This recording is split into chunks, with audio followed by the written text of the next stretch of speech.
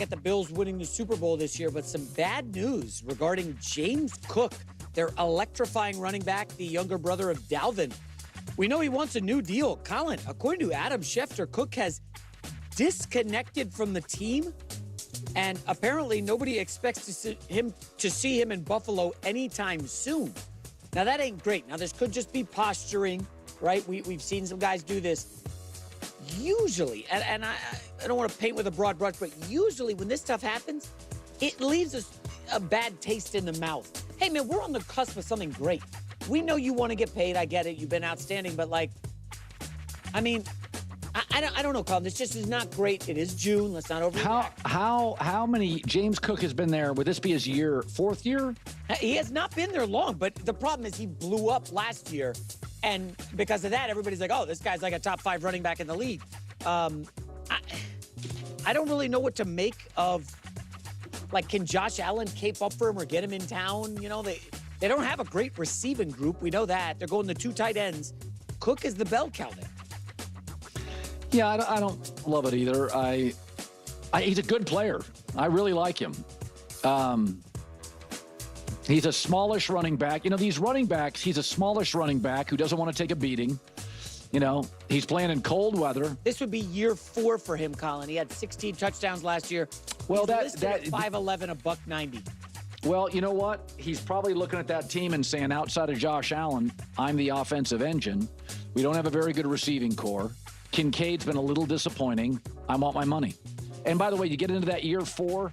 Well, no, James Cook, was he drafted? 2nd, 3rd round? He was, it's not saying here, but So he probably I'm sorry, second round pick in 2022.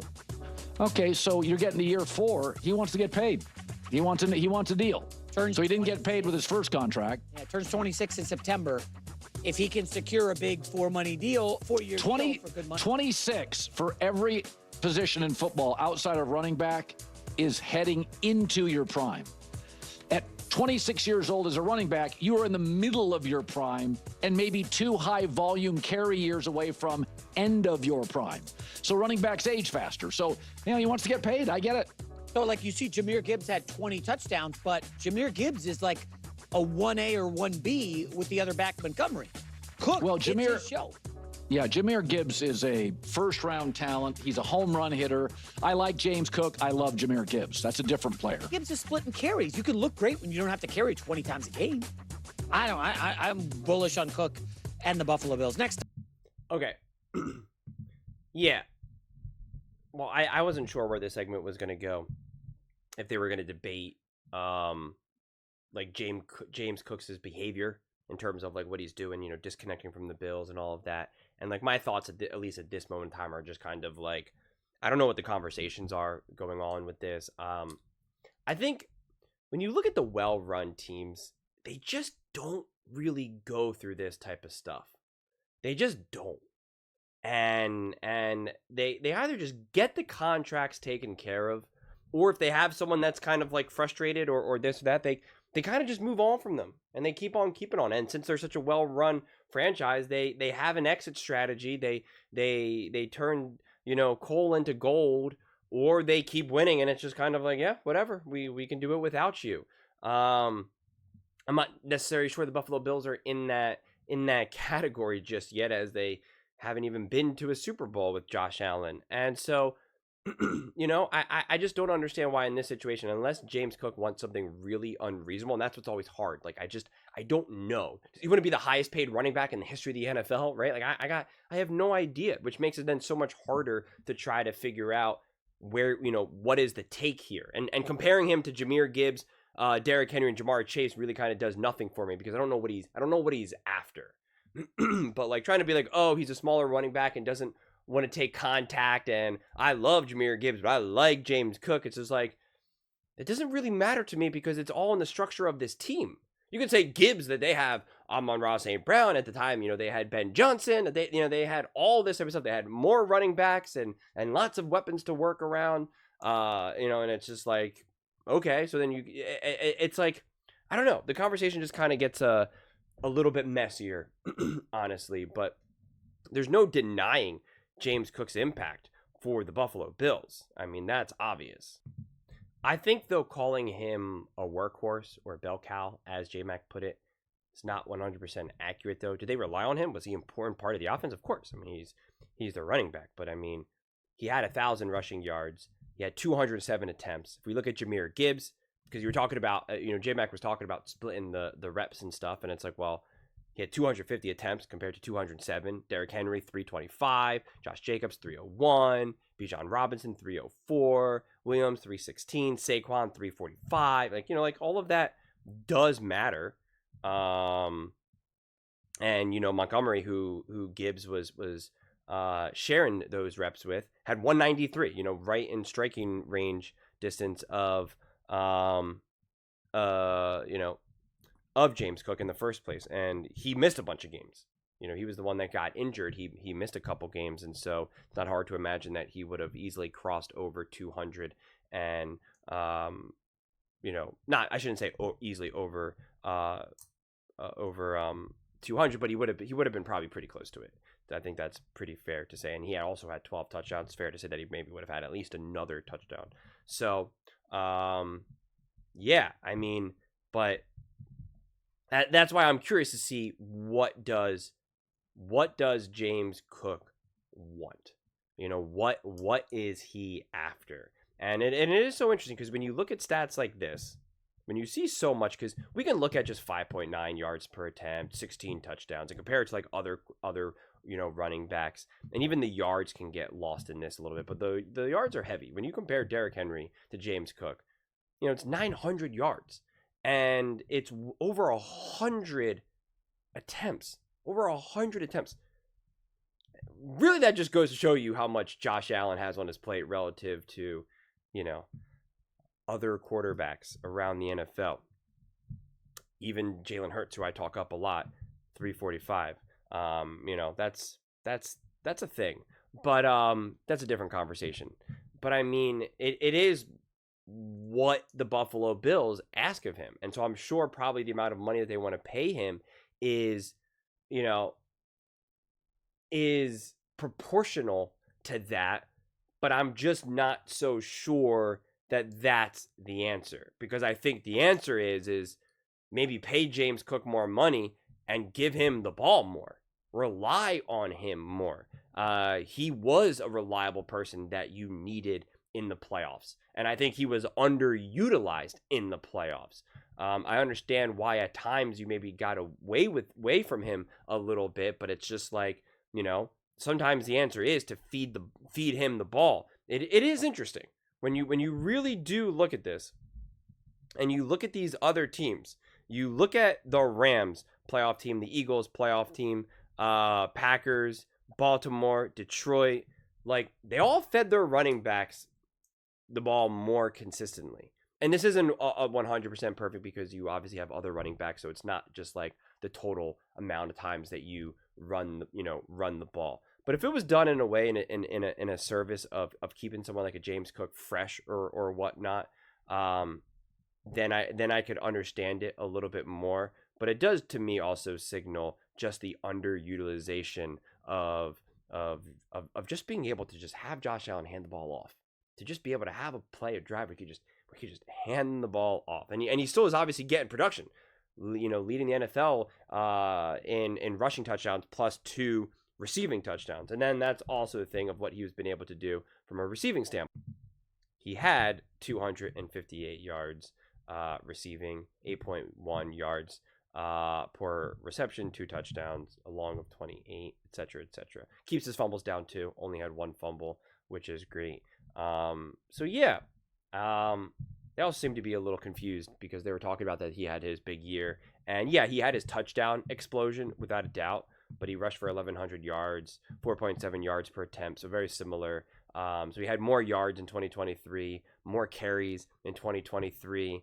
So it's and he did fumble a bunch of times. So yeah, I mean, he's obviously on the incline, and I'm not going to look at something like, oh, one year you had 1,122 and the other year you had 1,009. So that means you're going down. Like, I'm not looking at it like that either. But I think the real reason why people started to really, why he got more attention in the media compared to years past is the 16 touchdowns compared to just 2. We know we love the touchdowns, so I can see that, but I still think there's the potential of this underutilization of him. Like, it's so interesting when you look at the other teams around the NFL. You look at the Commanders, 526 carries. You look at the Philadelphia Eagles, 621 carries. You look at the Baltimore Ravens, 554 carries. And then you get to the Buffalo Bills, 491. Right? Like, that I can find pretty frustrating. And I think that's probably the way how they're looking at their team and how they want to pay the players and how they want to structure it. And I'm sure Cook feels that way. I mean, again, here's the Detroit Lions now. 534 total carries. And Gibbs, 250. Montgomery, 185. I mean, just like that. So, yeah.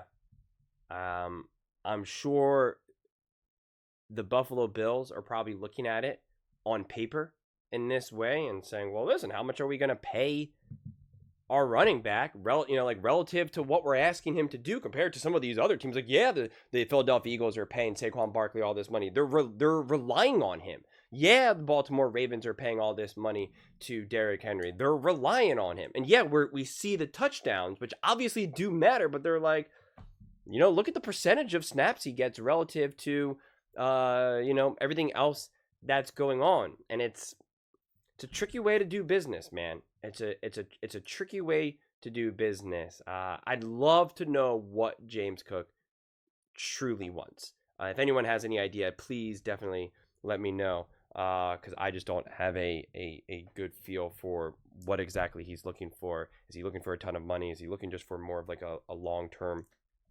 secure deal?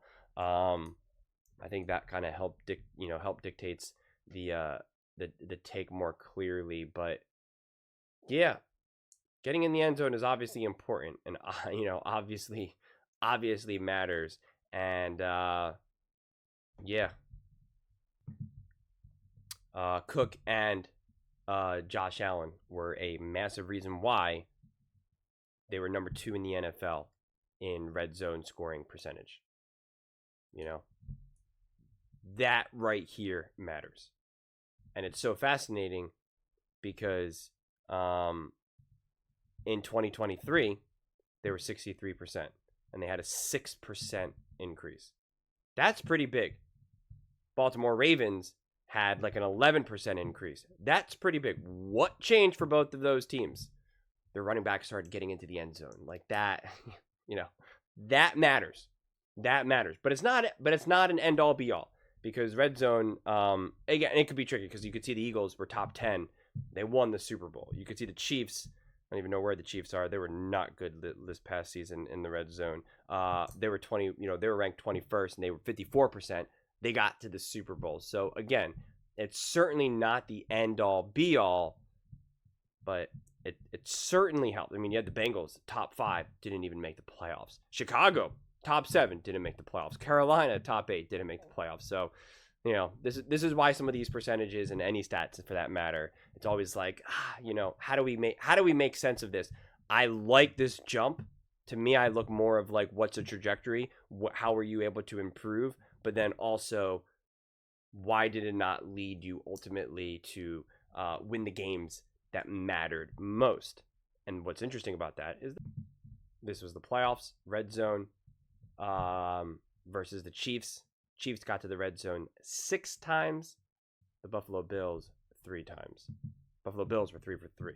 Chiefs 4 for 6. So everybody was kind of continuing their trajectory and their percentage even higher, but yet they could not get to the red zone at a high enough clip for it to ultimately matter when it mattered most. And that becomes kind of problematic if the aspect of your game is not allowing you to get to the structure of your offense is not getting you into the red zone at a high enough clip when you can do your most damage. The Chiefs and the Bills both averaged 4 attempts in the red zone a game. You know, the Chiefs for 3.9, so, you know, essentially just 4. But again, what happened in the games that mattered most? The Bills got there 3 times, less than their average. And the Chiefs got there 2 more times, 2 more than their average, which is, again, ends up being a massive increase. And so it's just like, you know, you're weighing all this stuff up.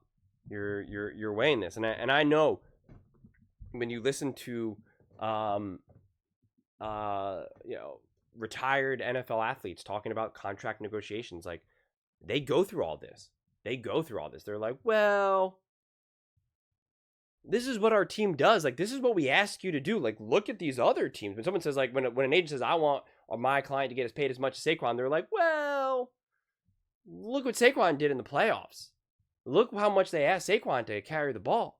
Look at Derrick Henry. You know, or we averaged 4 red zone attempts in the playoffs, or, you know, throughout the regular season. And then in the game that mattered most, we only got there 3. You know, Cook only had 85 yards. And it's just like, well, you only handed him off the ball so many times. And it's like, what, you know, and it's like, you that's why you can always talk yourself into anything. But again, 13 carries.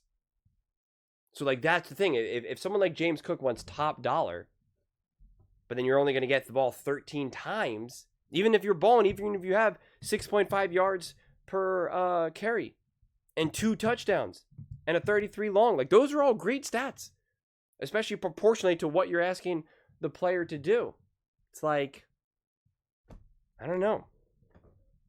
It just, it gets messy, which is, yeah, I don't know. It just gets messy. There's no other way to really look at it. And so you either reach the conclusion that someone like James Cook is only so important to you, and if that's the case, well, then you move on from him, and that's when you draft young, or you keep moving these pieces, or you recognize, even though you're not relying on him as much as maybe, say, someone else, when it's time for him to produce, he produces. Not unlike what the Philadelphia Eagles did, not necessarily with Saquon Barkley, but what they do with, like, a Dallas Goedert, what they do with an A.J. Brown. They pay A.J. Brown top dollar, and yet someone like Jamar Chase is getting fed the ball way more. And yet it's like, well, yeah, we only need him so much, but we know how important he is to this team, so we're still going to pay him like he's this top wide receiver in the NFL, because he is this top wide receiver in the NFL. But we don't rely on his production necessarily to get us there. So, yeah, it just gets twisted. It really does. But those are just my thoughts. I'd absolutely love to hear yours. What do you guys all think about the Buffalo Bills? How do you feel that they should move forward with James Cook? Let me know in the comments below. I read every single comment. So whether you agree with me or disagree with me, either way, let's get in some discussions. Let's get in some fights. But ultimately, let's just have some fun. And please do consider subscribing. We are building an amazing community here, and absolutely love to see you part of it. I want to build something that we all genuinely feel connected to. Something that we're really excited to be part of. I think we're on our way to doing it. And please don't forget to give this video a thumbs up, as it really does help with the visibility and the algorithm. Thank you so much. See you next time.